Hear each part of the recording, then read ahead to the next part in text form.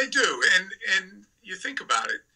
There's plenty of schools who are Division I who don't even have a beat writer. Yeah. They have a guy who is sharing 4 or 5 assignments.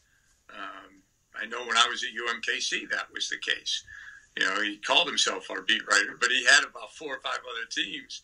So, you know, it's just a way to get information out there and to really recognize that there's some pretty good players at all levels within Division I. Not everybody has to play at Duke or North Carolina.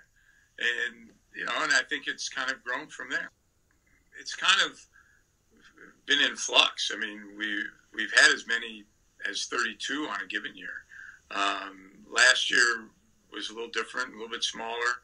This year a little bit bigger, just based on the number of teams that, you know, have had a good year and would like to continue to play. There's 2 or 3 different reasons why. Number one, we try and group everybody geographically. Obviously, when you look at the schedule, there are some games that would be like, whoa, how is that geographical? Yeah, Drake, Southern Utah. I don't know. I'm not sure. It makes no sense. Played in Southern Utah, you fly into Vegas, you make the nice little bus ride up, and it's a decent trip. But sometimes it comes down to just who wants to host a game. You know, that will determine a lot of times where teams go and that type of thing.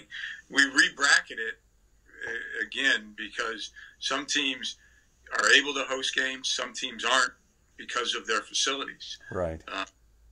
Drake was a team, for example, since you bring them up, they really wanted to host, but they can't host in that first week because the NCAA tournament is at Drake, or not at Drake, but is in Des Moines. Mm-hmm.